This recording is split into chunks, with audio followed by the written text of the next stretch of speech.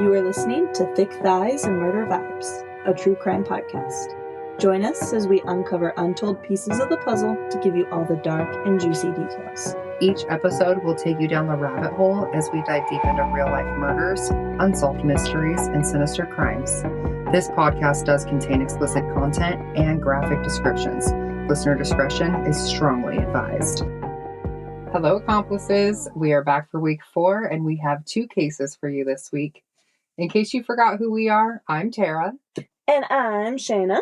And we hope you're ready for some slaying education, because we have 2 juicy cases for you this week. These cases aren't necessarily related. They just happen to share similarities in victim choice. So the case I'm going to present to you was suggested to us by one of our listeners, Annie, who also happens to be my mom. So Annie says, I came across this story when I was in high school and I was in the library, but for the life of me, I can't remember why the fuck I would have been in the library because I was by no means a star student. So I was most likely ditching class like usual. I was with a group of girls and we found this book, and it was a giant book that held a bunch of newspaper headlines. And it had headlines like when Kennedy got shot and shit like that. We ended up coming across this story about a guy who had murdered nursing students in the 60s, and I thought it would be interesting to see what you guys could find. Well, Annie, you gave us enough information that we did find the case you were talking about. So, Tara, take it away. So, my case is on Richard Speck. And Richard was one of the most fiendish mass murderers in American history, as his slayings of 8 nursing students in a single evening captured the attention of the entire nation. On July 13th, 1966, Speck unleashed his terror on Chicago by breaking into a building in the neighborhood of South Deering. At the time, this building functioned as a dormitory for student nurses, and tragically, 8 women inside would meet horrific ends that night. This is the shocking true story of Richard Speck and how he became a cold-blooded killer. Richard Benjamin Speck endured tumultuous early years. In 1941, Richard was born in the small city of Mammoth, Illinois, to 2 religious, upstanding parents who didn't smoke, didn't drink, and had nothing but love for their son. Unfortunately for Speck, his innocent childhood was derailed when he was 6. In 1947, his 53-year-old father died from a heart attack. His mother remarried a few years later, and Speck's new stepfather was the opposite of his clean-cut idol. His stepfather was a traveling salesman with a long criminal record who would drink and verbally abuse the young boy. With his new family, Speck moved to East Dallas, Texas, where they bounced from house to house, living in many of the poorer neighborhoods of the city. Speck was a poor student throughout school. He refused to wear the glasses that he needed and would not speak in class due to anxiety. He repeated the 8th grade and eventually dropped out in the 2nd semester of his first year of high school. Wait, can you repeat that? Because not wearing the glasses he needed and won't speak in class due to anxiety literally describes me.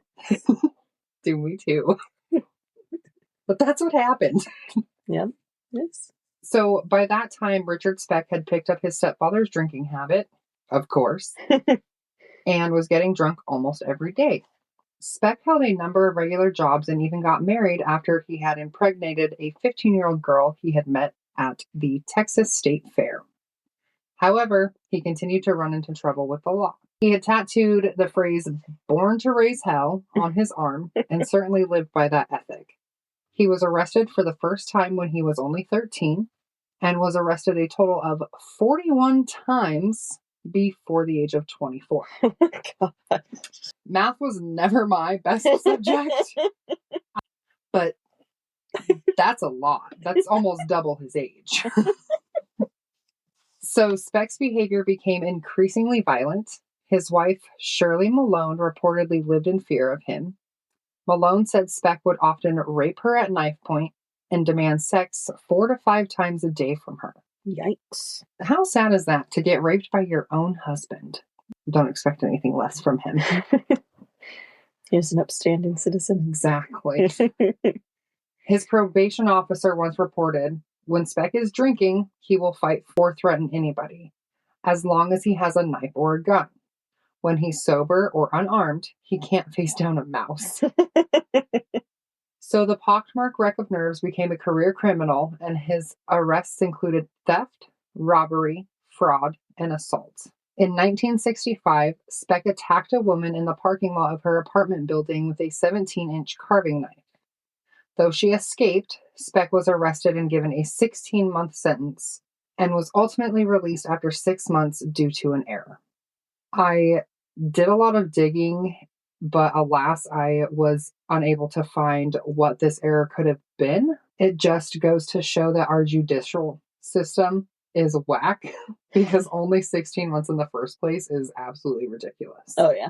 Nevertheless, Speck was released, and his wife, who feared for her life, filed for divorce and took full custody of their child. Good. Speck's violence only escalated from there.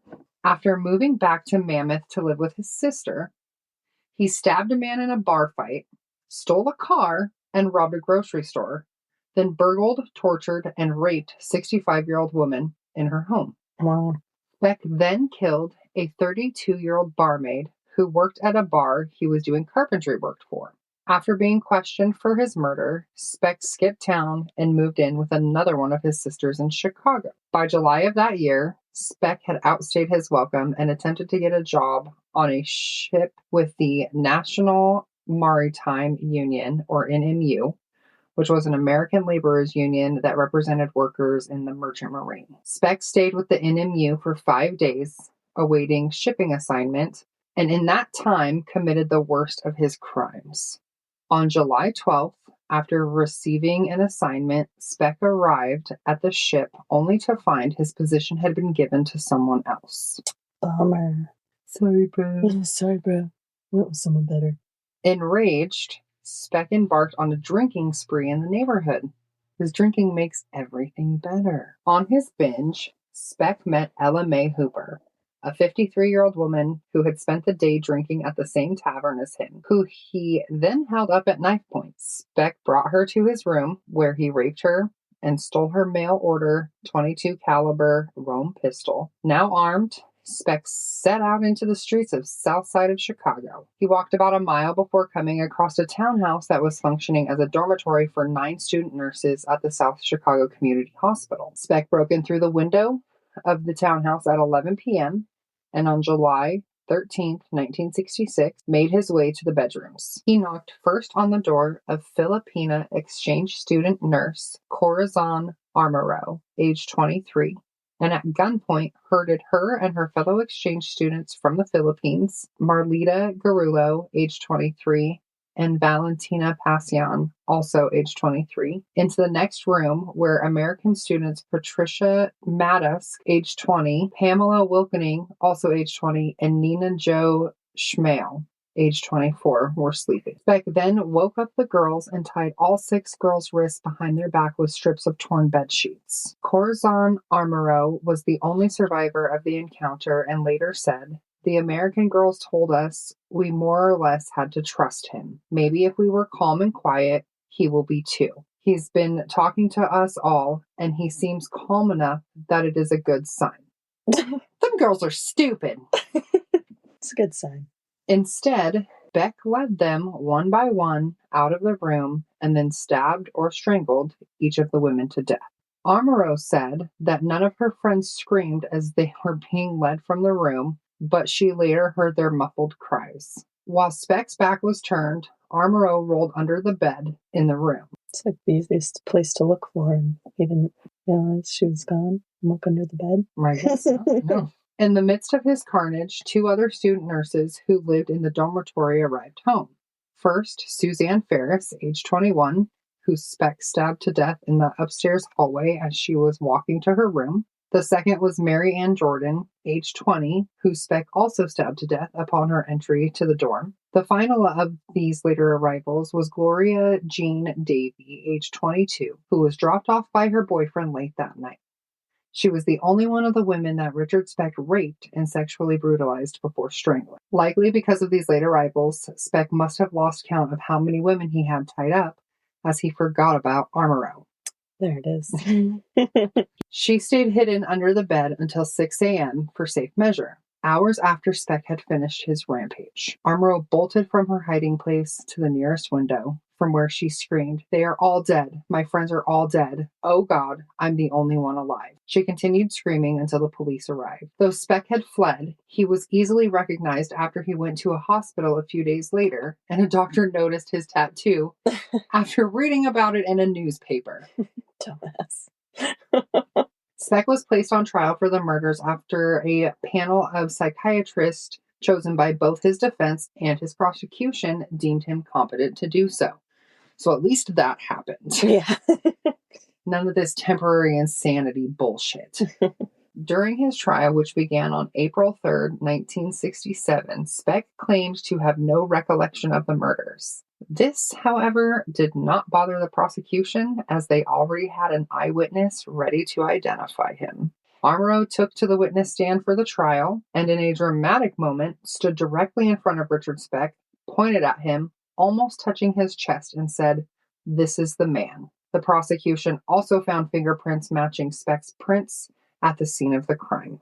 The trial of Richard Speck was a national sensation. It was one of the first times in 20th century American history that someone had killed so many people at random. For many at the time, it was seen as the end of an era of innocence, when it was never assumed that someone would kill helpless victims without clear motivation. But of course, just 2 years later, Charles Manson would end the 60s decade of love for good. After only 45 minutes of deliberation, the jury came back with a guilty verdict for Speck. He was initially given a death sentence, but this was reduced to life in prison in 1971 when the Supreme Court ruled that people opposed to the death penalty were unconstitutionally excluded from the jury. So his death sentence was overturned because they rigged the jury votes. That's convenient. The judge who sentenced Richard Speck to a minimum of 400 years in prison for murdering 8 student nurses could hardly have done more to ensure that Speck stayed behind bars for the rest of his life. 400 years. 400. You'd have to be a wizard, Harry. Speck was given 8 consecutive terms of 50 to 150 years for each fatal stabbing or strangling, although the defense had asked for concurrent sentences so that he would have some hope of rehabilitation. Illinois Circuit Court Judge Richard J. Fitzgerald, acting after Speck's original death sentence had been voided, was determined to show no leniency. Life, he said, should mean life. Speck served his sentence at Stateville Correctional Center in Illinois. Throughout his time there, he regularly got caught with drugs and moonshine. In prison? In prison, yeah. All right. He was given the nickname Birdman because he kept a pair of sparrows that had flown into his cell. And honestly, when I read that, I was in shock for the sheer fact that I thought he was given the name Birdman for something way more fucked up. So in 1996, there was a bizarre video taken of Speck in 1998 that was released to the public by an anonymous attorney. So for those of you that didn't understand that, there's a video of Richard Speck from 1988 that was released in 1996 to the public by an anonymous attorney. In the video, Speck is seen stripping off his prison jumpsuit to reveal him wearing a pair of blue silk panties. What is even more shocking is he changed his body appearance to look like a woman, and it appears that he had female-like breasts from using smuggled hormone treatments. Now, I saw this video. I went and looked it up, and yeah, he had like a solid B cup.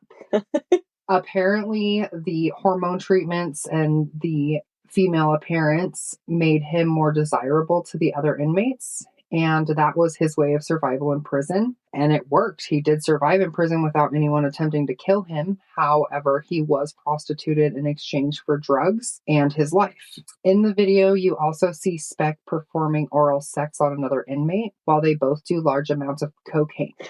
Again, in prison. On video. But it doesn't stop there. Speck tells the camera how he's had the time of his life behind bars and says, "If they only knew how much fun I was having in here, they would turn me loose." At one point, a prisoner from behind the camera asked Speck, "How did you feel after killing these ladies?" Speck responded, "Like I always felt. I had no feeling. If you're asking me if I felt sorry, the answer is no." He was then asked why he killed the 8 student nurses, to which he merely replied, "It just wasn't their night," as he laughed. Sucks for them. So Speck was also asked if he liked being fucked by men, and he said absolutely. And then there was the follow-up question, if he had always liked being fucked by men, and he said sure. Some say that Speck may have suffered a fate worse than death, 25 years of humiliation and abuse. Some believe that he was probably punished more being in prison because of the abuse he received than if he would have just been executed. The prison psychiatrist that became Speck's only confidant strongly believed that by forfeiting his manhood that he had found a way to punish himself for his crimes, that somehow by changing his body and degrading himself and allowing other inmates to have their way with him, that it made up for the crimes he had committed, which I strongly disagree with. Strong.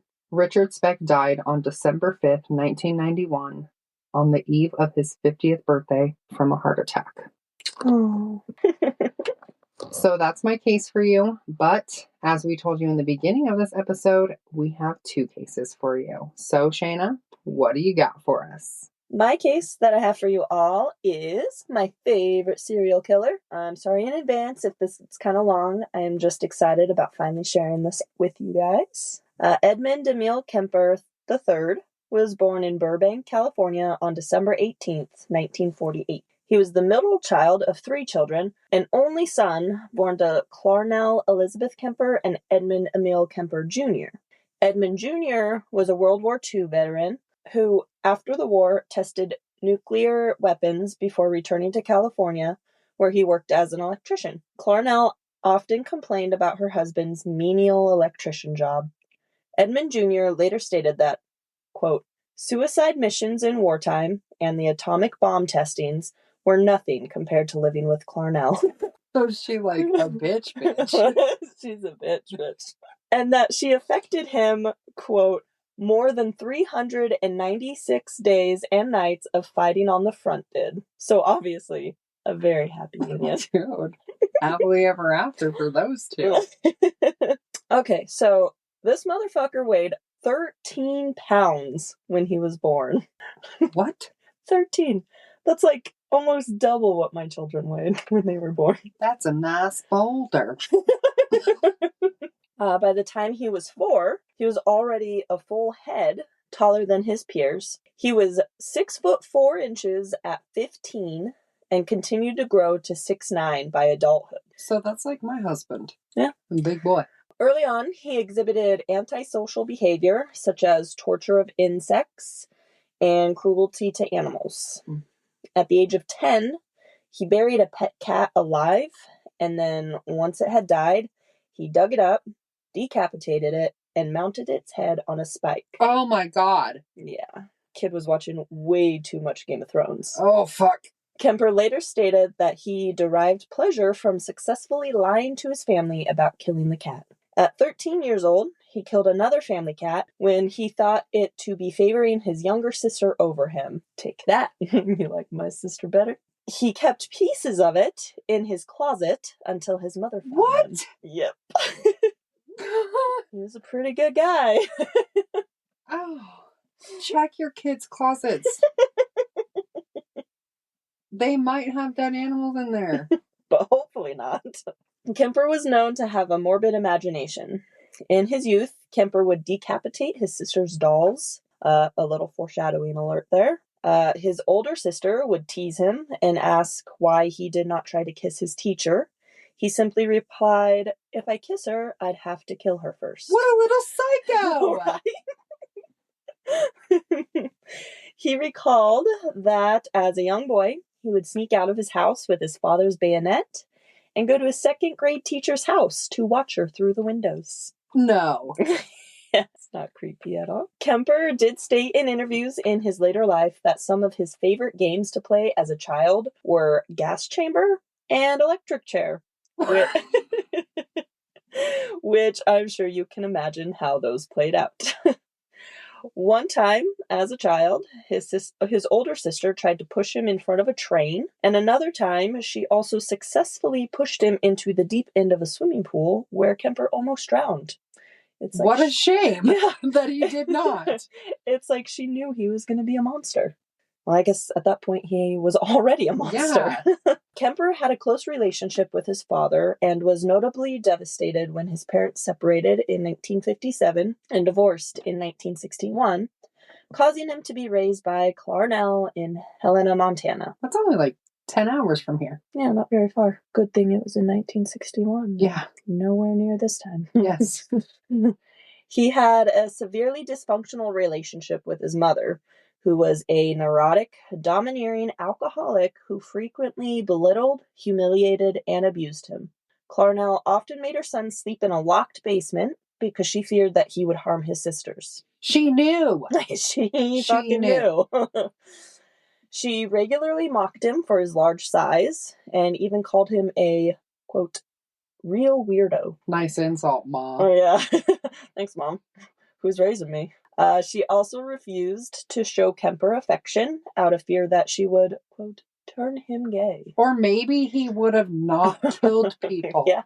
Or maybe he could have just been a mom and been affectionate to your freaking kid. And she told the young Kemper that he reminded her of his father and that no woman would ever love him. It is believed that Clarnell had borderline personality disorder. You fucking think? She didn't show any signs of anything. The crazy didn't fall too far from the crazy tree. This was your fault, Arno. At the age of 14, Kemper ran away from home in an attempt to reconcile with his father in California. Once he got there, Kemper learned that his father had remarried and now had a stepson. Kemper stayed with his father for a short while until he noticed the patterns in Kemper's behavior and sent him to go live with his paternal grandparents, due to the fear that Kemper might end up hurting his stepson. So even his dad saw it. Why didn't they do something about this? In the 60s, man.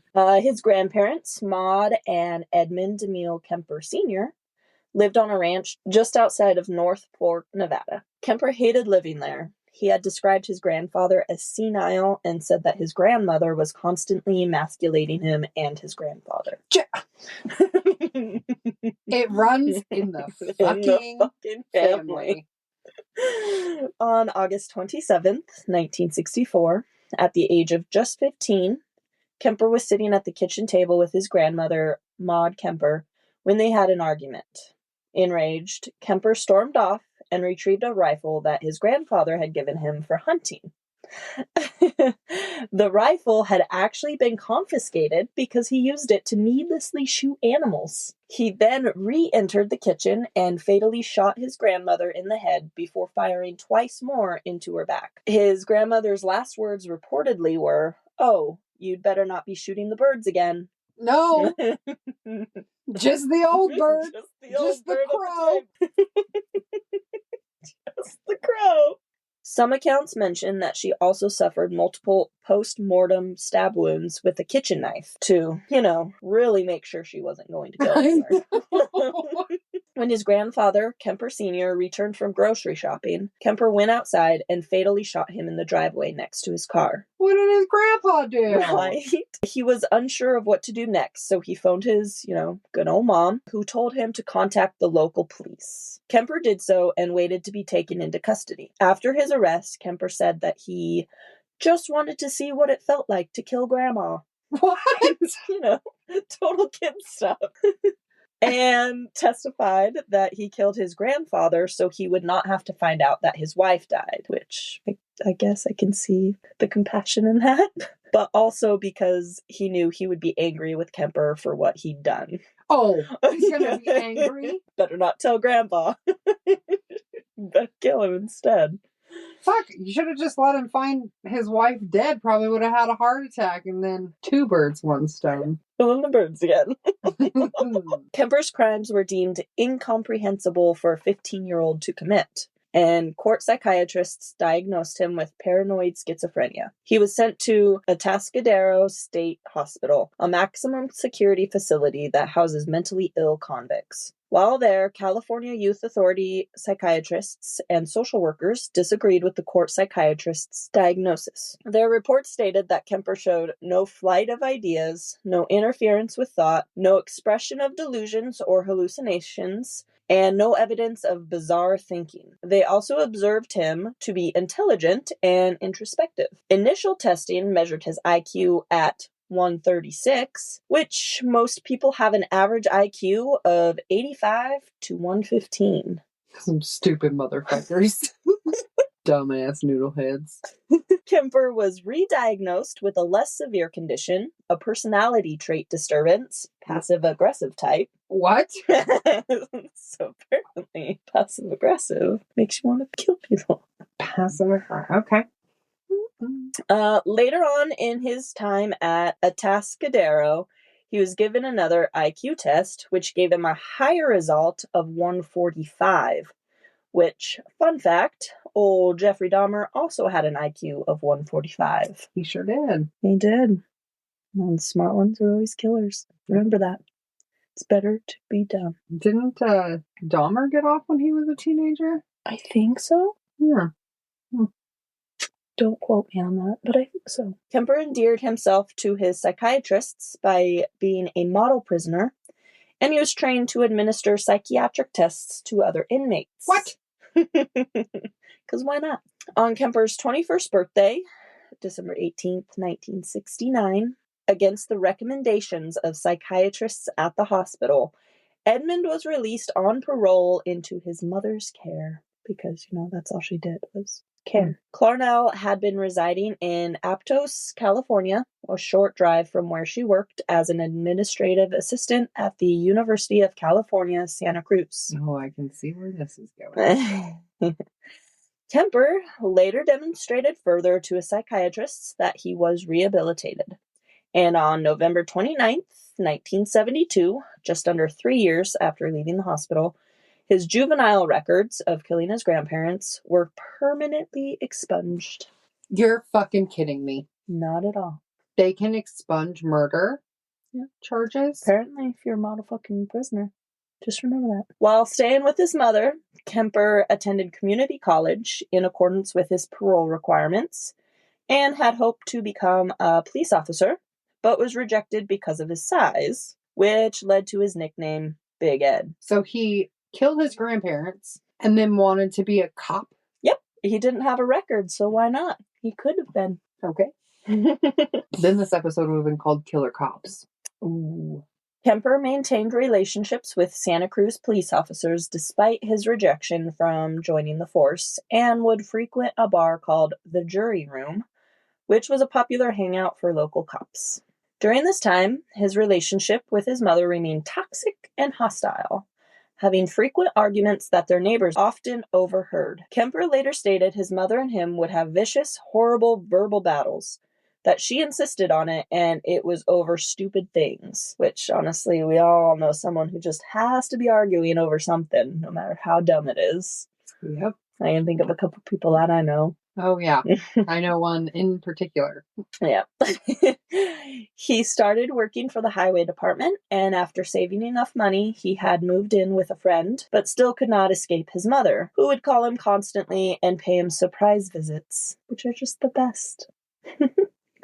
He soon started dating a 17-year-old high school student. He was 24. No. And they became engaged in March of 1973. Oh my God. The engagement was broken off with Kemper's second arrest. Well, she fucking dodged that bullet. While driving around, he would notice a large number of young women hitchhike. He started picking them up and dropping them off where they needed to be, just like the gentleman he was. Yes. He said at one point he did this about 150 times. But also, can you imagine finding out that Edmund Kemper was the guy who'd given you a fucking ride? And didn't kill you? Right. I would almost be upset. I know that's like why weird her? and fucked up, but it's like, why not me? I mean, you picked me up. Maybe you Whatever. smelled. You were just hitchhiking. Sweat. It was the 70s.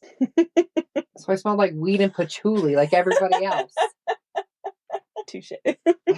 I don't like the smell of patchouli, though. Neither do I. It does stink to me, so I can see where that would come from. But you think good old porn stash? I don't think he had a porn stash when he did his killings. Oh. He got the porn stash in prison. Where porn was all he had.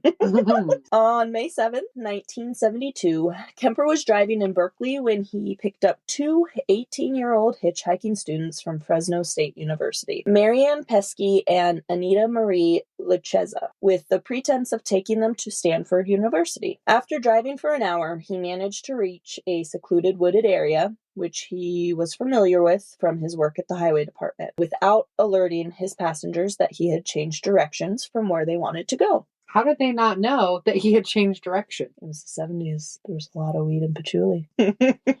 Okay.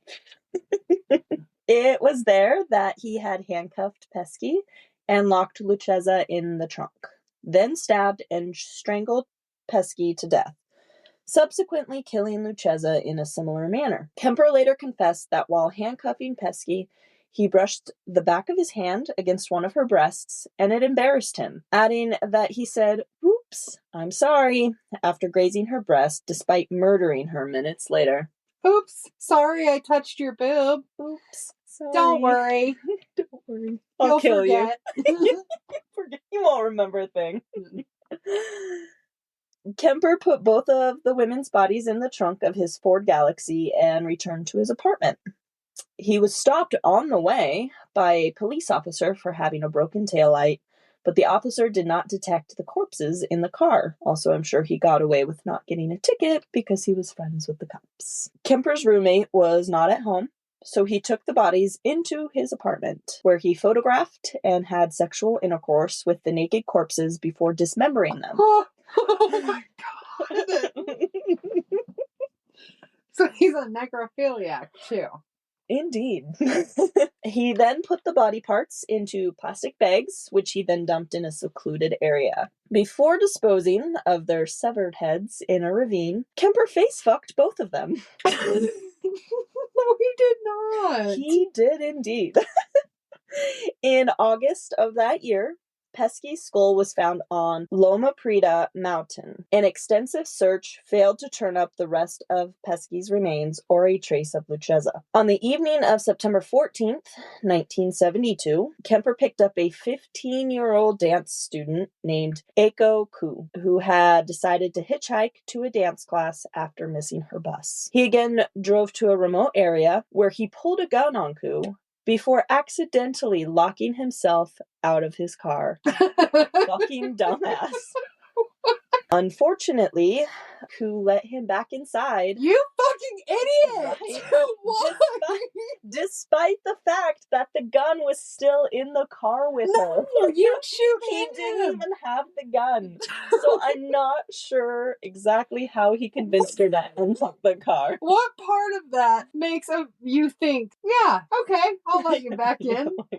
Don't want to talk That was bad about the dead, but come on.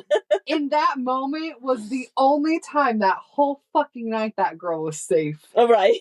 Back inside the car, he proceeded to choke her unconscious, rape her, and kill her. Kemper subsequently packed Ku's body into the trunk of his car and went to a nearby bar to have a few drinks, then returned to his apartment. He later confessed that after exiting the bar, he opened the trunk of his car, quote, admiring his catch like a fisherman. No.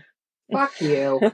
Back at his apartment, he had sexual intercourse with the corpse, then dismembered and disposed of the remains in a similar manner as his previous two victims. Ku's mother called the police to report the disappearance of her daughter and put up hundreds of flyers asking for information, but she did not receive any responses regarding her daughter's location or status. On January 7th, 1973, Kemper, who had moved back in with his mother, was driving around the Cabrillo College campus when he picked up an 18-year-old student named Cindy Shaw. He drove to a wooded area and fatally shot her with a .22 caliber pistol. He then placed her body in the trunk of his car and drove to his mother's house, where he kept her body hidden in a closet in his room overnight. Ew. So again, check your children's closets. Yes. When his mother left for work the next morning, he had sexual intercourse with and removed the bullet from Shaw's corpse, then dismembered and decapitated her in his mother's bathtub. Kemper kept Shaw's severed head for several days, regularly face-fucking it before burying it in his mother's garden, facing upward toward her bedroom window. After his arrest, he stated that he did this because his mother always wanted people to look up to her. Which, I'm sorry, but that is kind of funny. He disregarded the rest of Shaw's remains by throwing them off a cliff. Over the course of the following few weeks, all except Shaw's head and right hand were discovered, and a pathologist determined that Shaw had been cut into pieces with a power saw. What did he do with her hand? I'm not sure. I think they just didn't happen to find her right hand. Oh, okay. Because as far as I know, he only had kept the head for the garden. Maybe he kept the hand for other things, like the stranger. No, that's what their mouths were for. On February 5th, 1973, after a heated argument with his mother, Kemper left the house in search of possible victims. With heightened suspicion of a serial killer preying on hitchhikers in the Santa Cruz area, students had been advised to accept rides only from cars with university stickers on them, thinking that the students and staff of the university would be safe people. Kemper was able to obtain a sticker, however, as his mother worked at UCSC. He encountered 23-year-old Rosalind Heather Thorpe and 20-year-old Allison Liu on the UCSC campus. According to Kemper, Thorpe entered his car first, reassuring Liu to also enter. He first fatally shot Thorpe and then Liu with his pistol and wrapped their bodies in blankets. I don't know why they thought that it would be a good idea to only accept rides from people who had school stickers. Right. Because you can literally buy those anywhere. And like you said, he obtained one from his mom. But also, like, how about you just don't accept rides from people that you don't fucking know? Well, it was the 70s. They all did. How about we start there?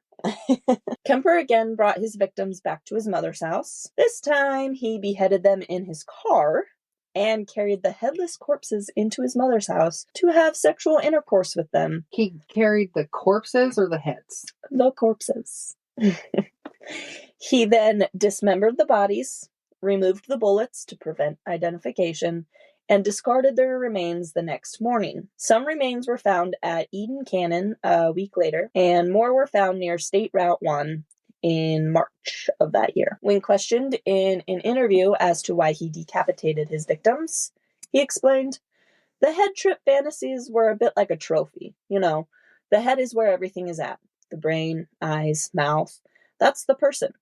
I remember being told as a kid, you cut off the head and the body dies. The body is nothing after the head is cut off. Well, that's not quite true. There's a lot left in the girl's body without the head." Ew! Right? On April 20th, 1973, allegedly 3 weeks after becoming engaged, Kemper was coming home from a party. 52-year-old Clarnell Strandberg was awakened by her son with his arrival. While sitting in her bed reading a book, she noticed Kemper enter her room and said to him in her motherly caress, "I suppose you're going to want to sit up all night and talk now." Kemper replied, "No, good night." He then waited for her to fall asleep. Then he snuck back into her room to bludgeon her with a claw hammer and slit her throat with a pocket knife. He then decapitated her and proceeded to face fuck his own mother's severed head. He skull fucked his own mom? Yes, he did. He put her head on a shelf and screamed at it for an hour and threw darts at it before smashing her face in. He also cut out her tongue and larynx and put them in the garbage disposal. However, the garbage disposal could not break down the tough vocal cords and ejected the tissue back into the sink. Oh my God. And, quote, "That seemed appropriate, as much as she'd bitch and scream and yell at me," Kemper later said. Kemper hid his mother's corpse in a closet. Again, why? Checking children's closets. And went to drink at a nearby bar, as one does. Upon his return, he invited his mother's best friend, 59-year-old Sarah Taylor, or Sally Hallett, over to the house to have dinner and watch a movie. When Hallett arrived, Kemper strangled her to death to create a cover story that his mother and Hallett had gone away together on vacation. He subsequently put Hallett's corpse in a closet, obscured any outward signs of a disturbance, and left a note to the police that read, approximately 5:15 a.m. Saturday. No need for her to suffer any more at the hands of this horrible, murderous butcher. It was quick, asleep, the way I wanted it. Not sloppy and incomplete, gents. Just a lack of time. I got things to do. Do you think that he had a three-way with his mom and his mom's best friend's corpses? How would that work?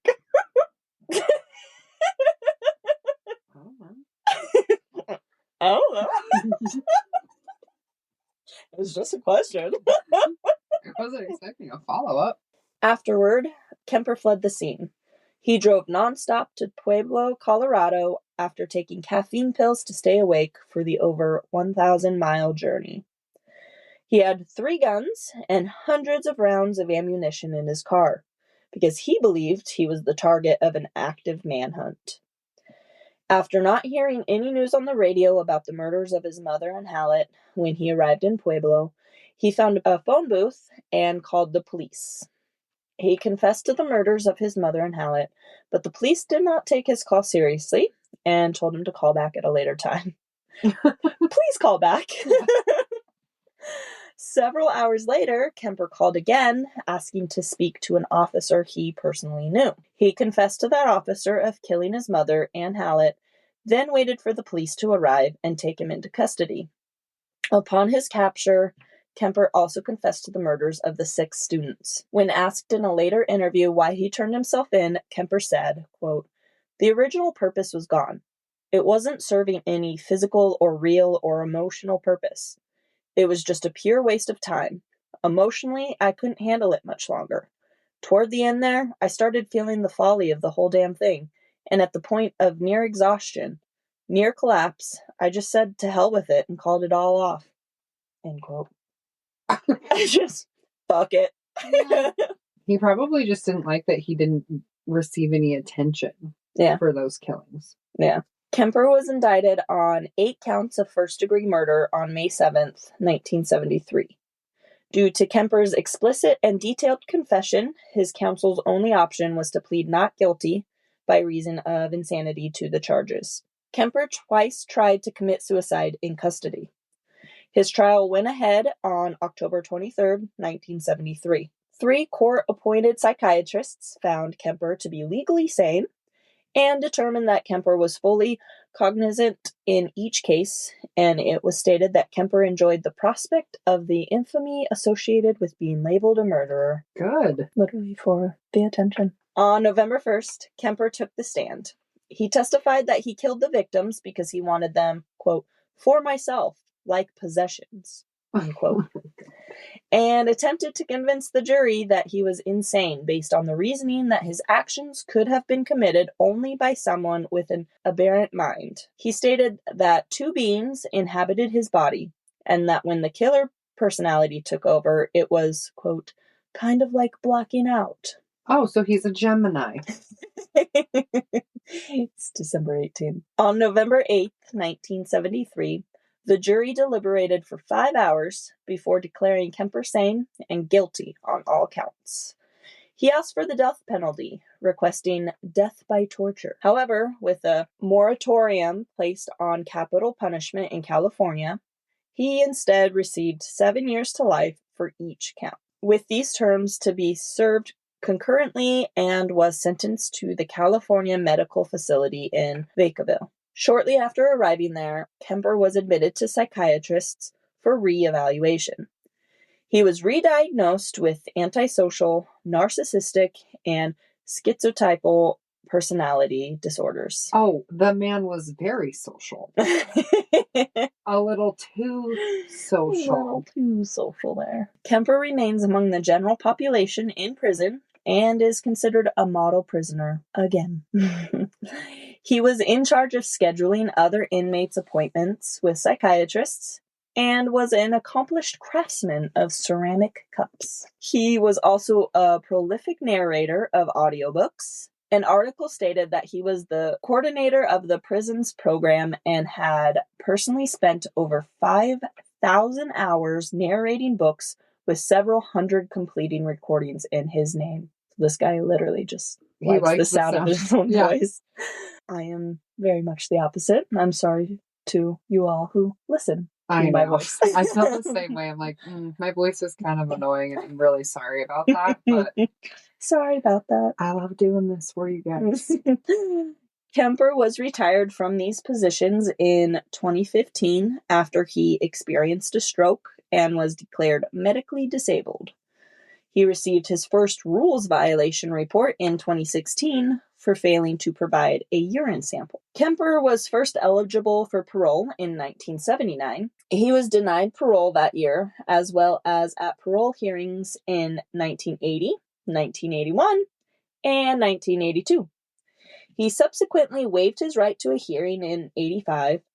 He was denied parole at his 88 hearing, where he said, quote, "Society is not ready in any shape or form for me. I can't fault them for that." End quote. How humble.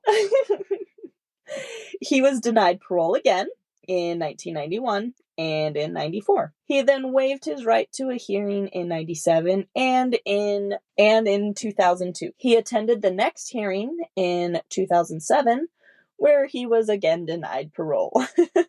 Kemper waived his right to a hearing again in 2012. He was denied parole in 2017 and is next eligible next year in 2024. But my guesses are he will be denied again. In an interview he did about his murders comes my favorite quote: "I didn't hit her. I killed her, but I didn't hit her." Oh, because that's so much fucking better. Which just proves that chivalry, after all, isn't dead. His victims are, but chivalry is not. Heyo! Heyo! So those are our cases for this week, and we really hope you guys enjoyed them. Another big thanks to Annie for reaching out with a case suggestion. Like always, if you have a case you are interested in or are dying to have us cover, you can reach us on Facebook at Thick Thighs and Murder Vibes Community, or email us at thickthighsmurdervibes@gmail.com. And don't forget to come back next week for Buried in Concrete. Thanks again for listening. Bye!